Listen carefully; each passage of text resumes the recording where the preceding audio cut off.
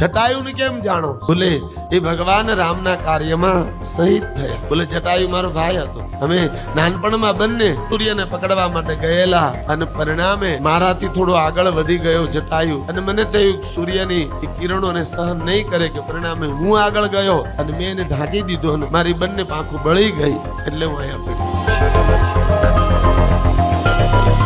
જટાયુ એક પક્ષી હતો, પશુપતિ યાની એ પક્ષી હતો, છતાં એને ભગવાન રામની સહાય કરી હતી. સીતા માતાને અરે સંઘર્ષ કરો ભયંકર. સીતા માતાને લઈને રાવણ જાતો હતો ત્યારે ભયંકર સંઘર્ષ કર્યો. ભયંકર એટલે સીમા વગરનું. એક પશુ જ હતો અને પરિણામે રામ કાર્ય કરતા કરતા એ મરાયો. હા, આપણને બધાને ખબર છે એની પાંખ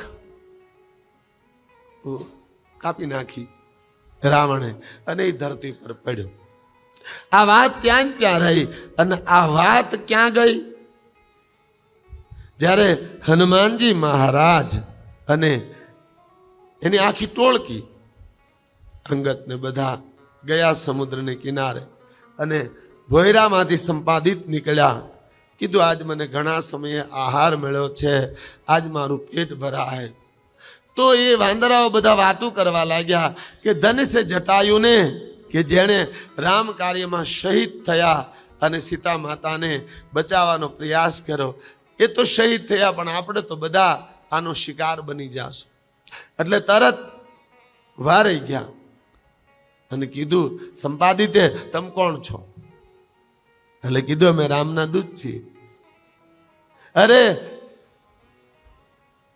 જટાયુ ને કેમ જાણો છો?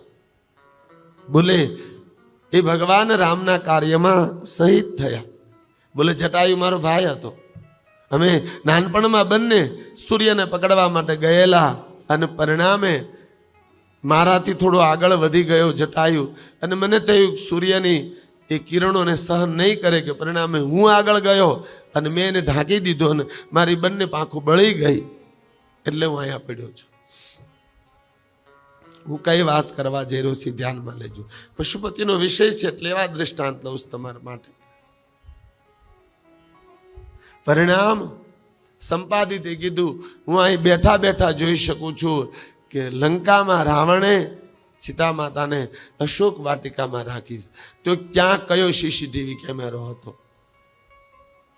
આ બધા વિજ્ઞાનને બહુ મહત્વ આપે. હું ન આપું તો મારે યારે ડોળા કાઢે કે બાપુ વિજ્ઞાનને માને નહીં. આટલું મોટું વિજ્ઞાન અહીં બેઠા બેઠા વિડીયો કોલ કરો તમે દીકરાઓ ને દીકરીને. જો આ કથામાં બેઠા આ બાગમતી નદી હું જો આજ આવું ખાઈ છી ઘણા ખાતા ખાતા વિડીયો કોલ કરે બંને દીકરા રૂમમાંથી કરે. જો કેવા રૂમ છે.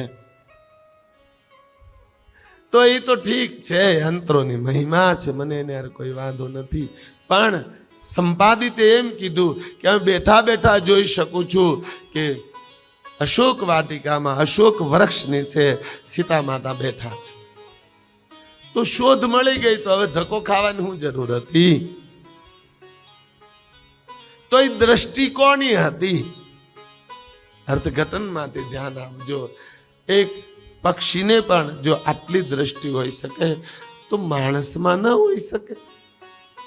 જોકે મહાભારતના પ્રસંગમાં સંજયને આપી હતી ધૃતરાષ્ટ્રનો સારથી માયેલો દૂર કુરુક્ષેત્રના મેદાનને જોઈ શકતો હતો. હું આપને કહેવા એ માંગુ છું એક પક્ષીમાં પણ આટલી દ્રષ્ટિ હોય એક મનુષ્યમાં તો આપણે મનુષ્ય નથી છે? પણ આપણે ક્યારેય દ્રષ્ટિ તરફ ગતિ કરવાનો પ્રયાસ નથી કરતા. આપણે એ દ્રષ્ટિ તરફ ક્યારેય જવાની ઉર્જા નથી પ્રાપ્ત કરતા. જો તમારે ખરેખર બ્રહ્મ સુધી જવું હોય તો તમારી દ્રષ્ટિને ઈશ્વર સાથે જોડવી અનિવાર્ય છે. પછી ભજનથી જોડો, સમાધિથી જોડો, સ્મરણથી જોડો, પૂજન અર્ચન દર્શનથી જોડો. એકાગ્ર ચિત્તે બેસી બ્રહ્મ સાક્ષાત્કાર તરફ જઈ એ પરમ ઉર્જા સુધી જતા રહો જ્યાં સ્વયં બ્રહ્મ બિરાજમાન છે. અર્થઘટન વેદોનું જ્ઞાન પણ તમારી અંદર છે પુરાણોનું જ્ઞાન પણ તમારી અંદર છે, પરમાત્માને પ્રાપ્ત કરવાનું જ્ઞાન પણ તમારી અંદર છે.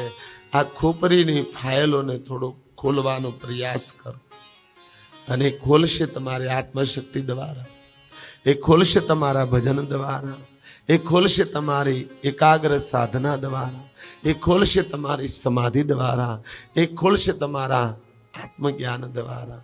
અને એ પાર્વતી શરૂઆત મારી શરણાગતિથી કરે. પૂજન, અર્ચન અને દર્શન. ખાલી શિવલિંગની સમીપ બેહવા લાગો ને તો પણ બહુ જ બધો ફરક પડવા લાગે. સમય જરૂર લાગે, અવધિ જરૂર લાગે, પણ અંતર પ્રાપ્ત થાય એ 100% છે.